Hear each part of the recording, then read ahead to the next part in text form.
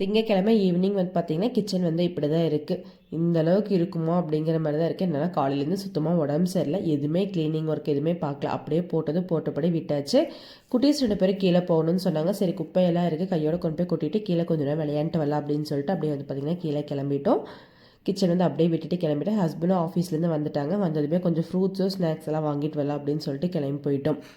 பக்கத்துலேயே வந்து பார்த்திங்கன்னா சூடாக போண்டாலாம் போட்டிருந்தாங்க. சரின்னு சொல்லிட்டு நல்லா ஸ்நாக்ஸ் எல்லாம் வாங்கிட்டு வீட்டுக்கு வந்துட்டோம். அங்கேருந்து சாப்பிட முடியாதுன்னு சொல்லிட்டு வாங்கிட்டு வீட்டுக்கு வந்து ஸ்ட்ராங்காக ஒரு கப் காஃபி போட்டு அப்படியே ஸ்நாக்ஸ் எல்லாமே சாப்பிட்ருந்தோம்.